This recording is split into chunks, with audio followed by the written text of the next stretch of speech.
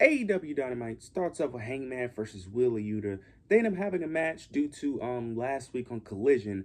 The Death Riders end up attacking someone who I'm assuming is personally close to Hangman, I guess. I think his name's like Colt Cabana or something like that. They attack him. So Hangman, of course, wants revenge. He ends up beating Wheeler Yuta in like 5 minutes, I think. Then he ends up bringing out the chain that he choked John Moxley out with it All In. Uses that against Wheeler Yuta after the match. He ends up making him bleed, and he's just waiting for the Death Riders to come out, but the Death Riders don't come out to help Wheeler Yuta, and that's really it. I would say this segment was fine. It made Hangman look cool. I would say that, but this was just I just didn't care for it because it's like, why are we having this match now? Like, I don't know the history between him and whoever got attacked. I don't because I've been watching AEW since 2023. I know the stories and stuff before then, but I him and that person has never interacted on AEW television since I've been watching, so I don't know how close that relationship really is. So I don't really understand why this match needed to happen, but it was fine for what it was. It made Heyman look cool, but I just really couldn't care for this segment, to be honest with you. I just felt like it was just a whatever segment. It made Heyman look cool, but it was against Wheeler Yuta, and I just felt like we just didn't need this. Afterwards, we end up getting FTR versus Jet Speed. This is a tournament match. They end up setting up a tournament for the AEW World Tag Team titles.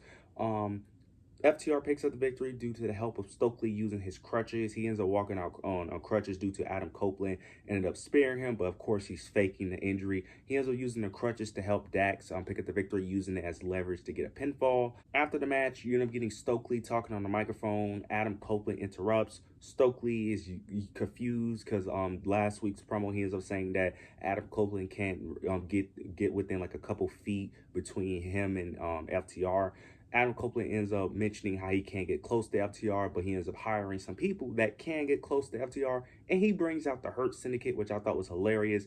The Hurt Syndicate come out, destroy FTR. Adam Copeland tries to get his hands on Stokely again, but he ends up accidentally spearing a referee, and that's the end of the segment there. Nothing too major, just slowly building up the FTR and Adam Copeland feud.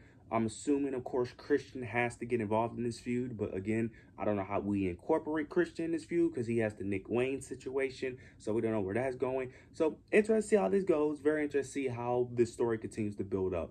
Now we end up getting Will Ospreay. He ends up cutting a promo. He ends up mentioning his neck injuries that he's been dealing with. Ends up mentioning that he's been dealing with this neck injury for about 10 months. And the way he was wording his words, it sounded like he was going to be out for a very long time. But he ends up saying that he could be back in time for Forbidden Door if treated properly. So that's at least good news. That's good news because we cannot risk Will Ospreay missing a long time in AEW. Like, we just can't do that. Like, especially with the current AEW booking, we cannot risk having one of their top and most entertaining stars being out for months. We just can't. That's like having Cody Rhodes on SmackDown being out for months. It's like there's no saving that show. Just like right now, it seems like there's no saving AEW with their booking. So hopefully he gets treated properly and he's able to make a full recovery soon. But the way he was wording it, it was very concerning that he was going to be out for a long time. So I'm glad that hopefully he won't be out for a long time with the right treatment, and hopefully he gets back in the ring as soon as possible. We end up getting Billy Starks versus Tony Storm. It was an eliminator match.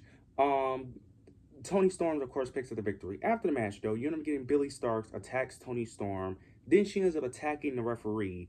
Then you get Athena. She comes out, ends up attacking Tony Storm. Then the referee ends up recovering. She looks like she's about to cash in. Then you end up getting somebody she's facing for her Ring of Honor championship on Collision. She ends up stopping the cash in, and that's the end of the segment. I'm going to be honest here. This segment, I don't know how to feel about this. I don't hate it, but I don't like it either. I mainly don't like it mainly due to it felt very drawn out, and it felt so obvious that Athena wasn't going to cash it in because we know Athena was not going to cash in this early. And the second thing, it's really the person who ran in here. I feel like I wouldn't hate it as much if it was a Chris Statlander or a Willow that was feuding with Athena, but whoever this woman is, I already forgot her name, but she's not really relevant.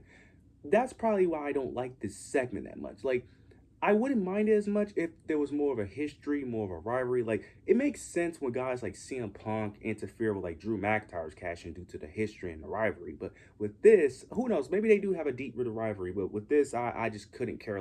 I just really couldn't care. I really couldn't care.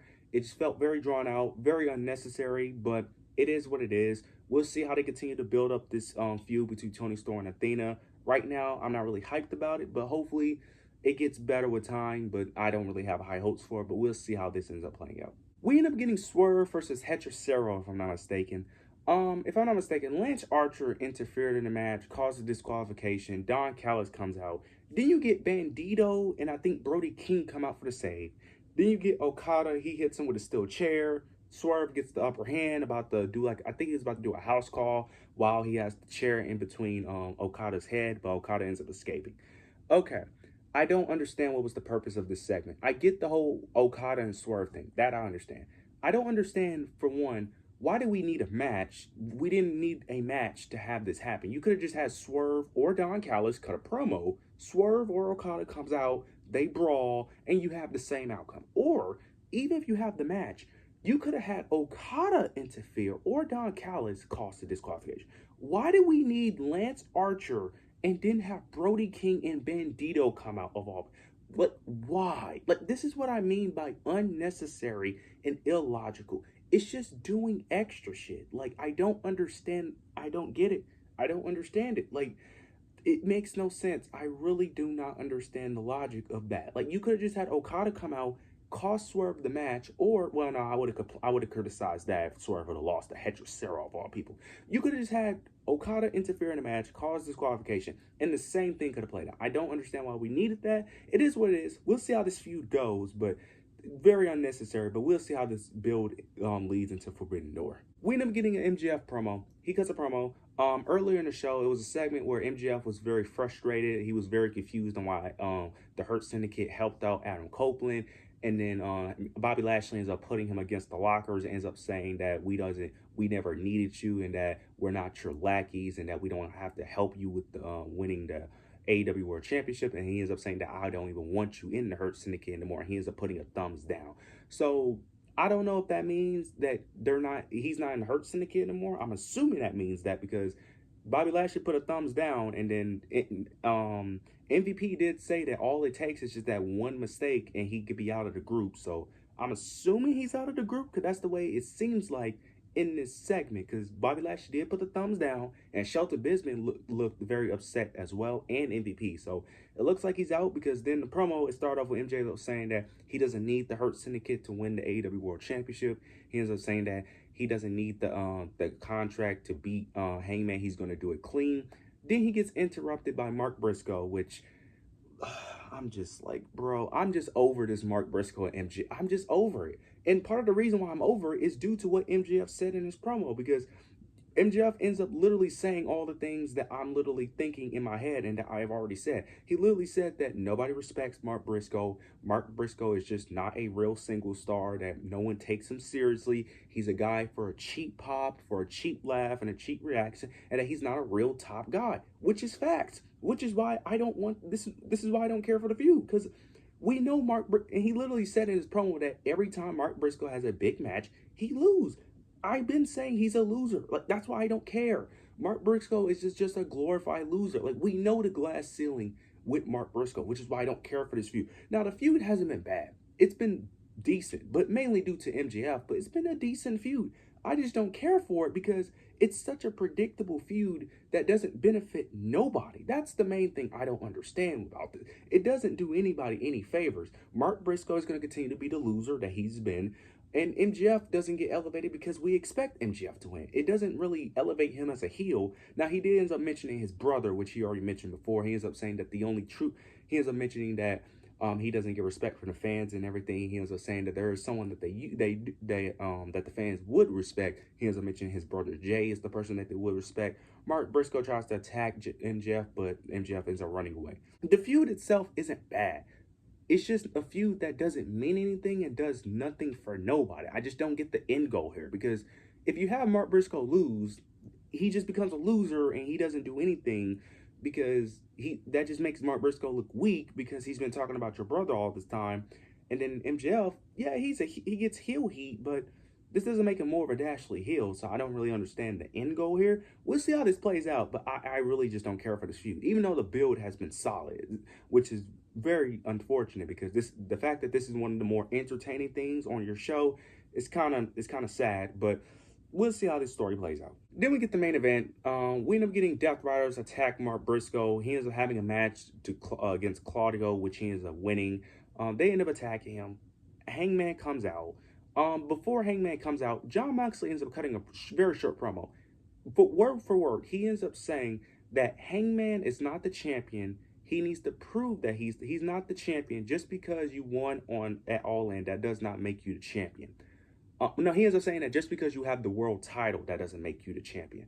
I am so confused. What the fuck does that mean? The fuck you mean he's not the world champion just because he has the world title? That's what it means. Like what? Like, oh my god, like that made no sense. That made zero sense. But Hangman comes out and he basically ends up saying that Jon Moxley doesn't believe that he can do it again and that he can continue to prove that he's worth holding the AEW World title. So he ends up giving him the title shot next week, which I'm just like, let's just end this storyline, please. Like this should have been over months ago. But the fact that we're revisiting this again after All In is just dumb. But he ends up saying that basically he ends up making the terms. He ends up making it basically everyone is banned from ringside outside of referees. But we know that the Death Riders are going to get involved in this match. I'm just over this. Like, just have Hangman win and be done with this. I'm over this storyline. I'm just really over it. I'm over Jon Moxley. Also, it doesn't make sense for Jon Moxley to even go after this championship again because his whole story arc was literally he wants someone to prove that they're worthy of the AEW World Championship. But now that someone beat him, now he's saying that they're not worthy of the AEW World Championship. Like, it doesn't make sense. I'm just over it. This show is garbage, and I hate criticizing AEW because I want AEW to succeed. At one point, I loved AEW, but man, this show has just continued to go downhill. The only thing that's saving it is really the pay-per-views. That's really it. Everything else has just been completely boring, makes no sense, illogical. The show just sucks. The weekly shows have just been terrible. You guys let me know your overall thoughts and opinions below. Make sure to like, comment, subscribe. But yeah, that's it.